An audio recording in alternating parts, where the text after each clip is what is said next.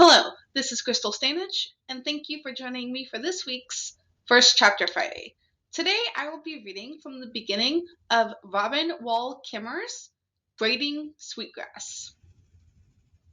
Indigenous Wisdom, Scientific Knowledge, and the Teachings of Plants.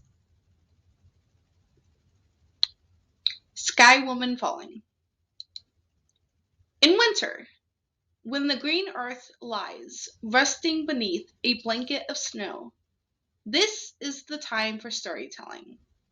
The storytellers begin by calling upon those who came before, who passed the stories down to us, for we are only messengers. In the beginning, there was the sky world. She fell like a maple seed, pirouetting on an autumn breeze. A column of light streamed from a hole in the sky world, marking her path where only darkness had been before. It took her a long time to fall.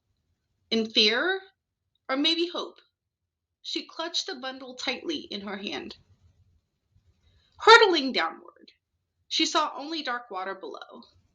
But in that emptiness, there were many eyes gazing up at the sudden shaft of light. They saw there a small object, a mere dust mote in the beam. As it grew closer, they could see that it was a woman, arms outstretched, long black hair billowing behind as she spiraled toward them. The geese nodded at one another and rose together from the water in a wave of goose music. She felt the beat of their wings as they flew beneath to break her fall. Far from the only home she'd ever known, she caught her breath at the warm embrace of soft feathers as they gently carried her downward. And so it began. The geese could not hold the woman above the water for much longer, so they called a council to decide what to do.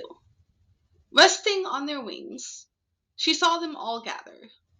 Loons, otters, swans, beavers, fish of all kinds. A great turtle floated in their midst and offered his back for her to rest upon. Gratefully, she stepped from the goose wings onto the dome of his shell.